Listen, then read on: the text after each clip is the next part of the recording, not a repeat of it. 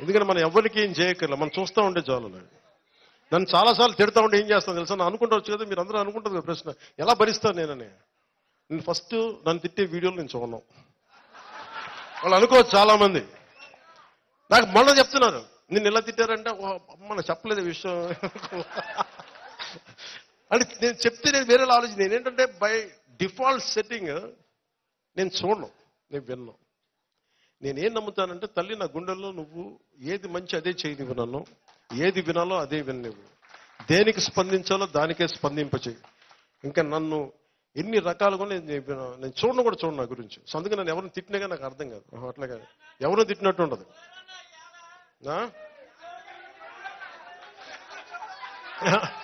అలాగా ఈరోజు మనకున్నది 5 సంవత్సరాలు. దాంట్లో దాదాపు ఒక నెల అయిపోయింది. ప్రతిరోజు ప్రతి గంట చాలా కీలకం. నాకు ఇలా ప్రతిసారి కలవటం కంటే కూడా నాకు పని చేస్తే మీ జీవితాల్లో మార్పు తీసుకురాగలిగితే. అలాగే జన సైనికులందరికీ చెప్తున్నాను, ముఖ్యంగా యువతకి చెప్తున్నాను, అమ్మ నీ మిమ్మల్ని ఎక్కడ మర్చిపోతాను తల్లి, మీరు నా మీద తోడ్పడతట్లా. తల్లి లేకుండా నా పదం ప్రయోగం ఉంటుందా? జనసేన అంటే ముందు మీ పేరే చెప్తాను తల్లి.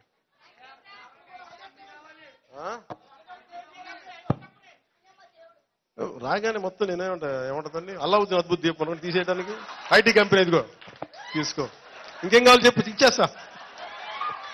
అల్లావుద్దీన్ అద్భుత దీపాలు ఉంటాయి కదా, అన్న మాకు ఈ సమస్య ఉంది తీర్చేద్దాం, ఇట్లా అంటున్న భూతం వస్తే తీర్చేయండి. అలా జరగదు, నలగాలి. అందుకే 5 సంవత్సరాలు ఇచ్చింది రాజ్యాంగం మనకి. ఈ 5 సంవత్సరాలు మీరు కనీసం సంవత్సరం చూడాలి. కనీసం దోచేశారు వీళ్ళు అందరూ, అడ్డగోలు చేశారు. ఇవన్నీ నిలబెట్టుకోవడానికి, అర్థం చేసుకోవడానికి, పరిస్థితి తీసుకోవడానికి, వీటన్నిటి కష్టాల మధ్యలో మొట్టమొదటి ప్రామిస్ ఉద్యోగాలు ఇచ్చాం. వాళ్ళు అంటున్నారు ఈ ఉద్యోగాలు ఇంకా ఎక్కువ ఇవ్వాలి డిఎస్సి అంటే. మీరు అది కూడా ఏడవలేదు కదా మీరు. కరెక్టే, చాలా ఉన్నాయి, లక్షలు ఉన్నాయి ఉద్యోగాలు. నేను చెప్తాను కదా, ఇప్పుడు డిప్లొమా మన ఫారెస్ట్ డిపార్ట్మెంట్లో 420 పోస్టులు ఖాళీగా ఉన్నాయి. డబ్బులు లేవు, ఖజానాలో డబ్బులు ఇవ్వడానికి. ఎక్కడి నుంచి డబ్బులు ఇస్తాం? ఎర్రచందనం పట్టుకెళ్ళిపోయి అమ్మేసుకున్నారు.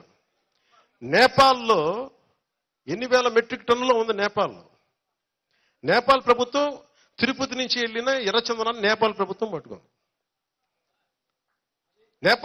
పట్టుకుంది. కానీ మన చెక్ పోస్టులను వదిలేసింది. ముఖ్యంగా మన ఆంధ్రాలో ఉండే చెక్ పోస్టులను వదిలేసింది. వెళ్ళిపోండి.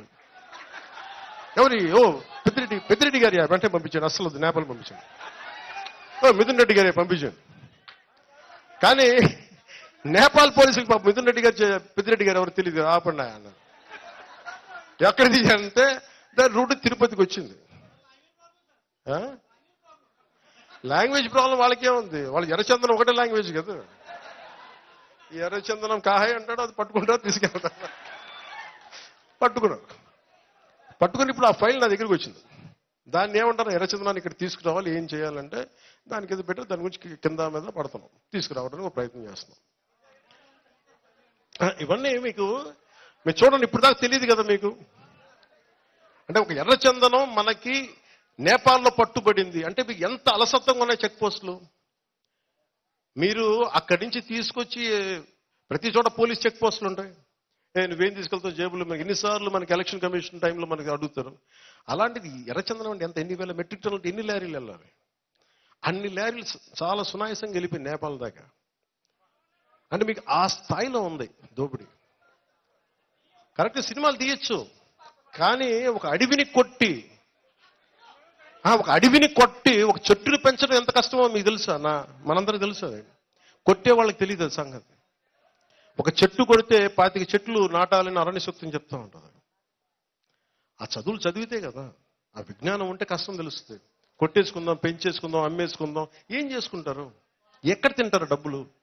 పేపర్లు తినాలి అన్నం బదులు. మీరు ఇవన్నీ అర్థం అంటే ఎందుకు చెప్తా అంటే, ఇవన్నీ మీరందరూ ఇంత లోతుగా చూస్తున్నాం. అసలు ఈ రోజున సివిల్ సప్లైస్ లో ఎంత టన్నుల బియ్యం దోచేస్తున్నారు మీకు చెప్తా వచ్చాం.